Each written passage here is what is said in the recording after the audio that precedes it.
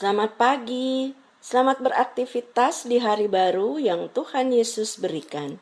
Memang hidup tak selalu sehat dan tak selalu senang, namun kasih Tuhan kan selalu menopang kehidupan kita sekalian. Hari ini kita menikmati sukacita bersama beberapa keluarga yang merasakan sukacita pertambahan usia kelahiran dan usia perkawinan. Selamat ulang tahun buat Nyonya Hana G. Brenda Joseph Detan, Sekpel 2, Nyonya Selvi Bawangun, Sekpel 3, Saudara Ludwig Hendrik Verman, Sekpel 6, Saudari Prameswari Tiara Sianipar, Sekpel 7. Selamat ulang tahun. Juga selamat dan semangat merayakan kasih Tuhan dalam kehidupan rumah tangga bagi Penatua Amon Paul Utahuruk bersama Ibu Foni Anneke Tumiwa, Sekpel 5, Bapak Lilik Mangoting bersama Diakan Nyonya Estri Tri Sulanjani, Sekpel 5, dan Bapak Brian Romai Malacopo dan Ibu Damayanti, Sekpel 5. Selamat ulang tahun perkawinan Ibu Bapak. Tuhan Yesus memberkati bersama kaum keluarga terkasih. Berharaplah terus dalam nama Tuhan Yesus, yakinlah lawatan dan jamahannya akan Dia berikan untuk ibu bapa, saudara-saudari yang sedang dalam kelemahan tubuh dan dirawat di rumah maupun di rumah sakit. Pemulihan kan menjadi milik ibu bapa, saudara-saudari sekalian. Sehati kita berdoa sebelum membaca firman Tuhan. Bagian firman-Mu telah kami buka dan kami siap untuk membaca serta merenungkannya. Ada kuasa Roh Kudus yang menuntun kami agar kami menemukan pemahaman yang baik dan benar, dan ada kuasa Roh Kudus-Mu yang juga menuntun kami untuk melakukan dalam hidup beriman. Dalam nama Tuhan Yesus Kristus, firman yang hidup, kami berdoa. Amin. Bacaan firman Tuhan pada pagi hari ini terambil dari Injil Yohanes 4 ayat 46 sampai 54 yang menyatakan, maka Yesus kembali lagi ke Kana di Galilea, di mana ia membuat air menjadi anggur.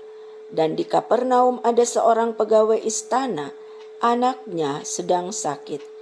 Ketika ia mendengar bahwa Yesus telah datang dari Yudea ke Galilea, pergilah ia kepadanya lalu meminta supaya ia datang dan menyembuhkan anaknya, sebab anaknya itu hampir mati.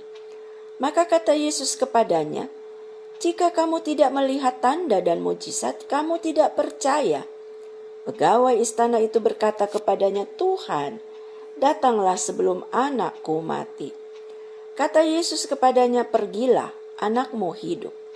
Orang itu percaya akan perkataan yang dikatakan Yesus kepadanya, lalu pergi. Ketika ia masih di tengah jalan, hamba-hambanya telah datang kepadanya dengan kabar bahwa anaknya hidup. Ia bertanya kepada mereka, pukul berapa anak itu mulai sembuh? Jawab mereka, kemarin siang. Pukul 1 demamnya hilang. Maka teringatlah ayah itu bahwa pada saat itulah Yesus berkata kepadanya, anakmu hidup.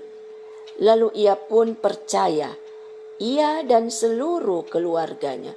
Dan itulah tanda kedua yang dibuat Yesus ketika ia pulang dari Yudea ke Galilea. Air menjadi anggur dalam pesta perkawinan di Kana merupakan mujizat pertama yang dilakukan oleh Tuhan Yesus. Dan itu bukan yang terakhir, karena pada kenyataannya, bacaan firman Tuhan pada pagi hari ini menyaksikan, untuk kedua kalinya, Yesus melakukan mujizatnya. Ia menyembuhkan seorang anak dari pegawai istana di Kapernaum. Pegawai itu bukan orang biasa. Ia seorang perwira yang sedang dalam pergumulan berat karena anak yang dikasihinya sakit. Bahkan di hadapan Tuhan dia katakan, "Tuhan, datanglah sebelum anakku mati." Itu berarti bahwa penyakit anaknya sangat serius dan dia berharap Tuhan menyatakan mujizatnya guna memulihkan anaknya.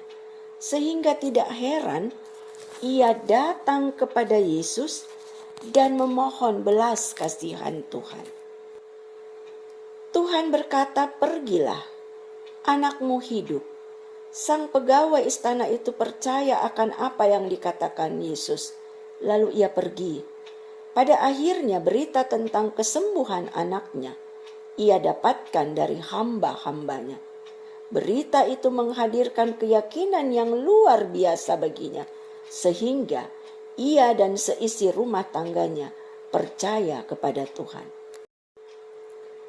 Firman Tuhan pada pagi hari ini memberikan pembelajaran bagi kita.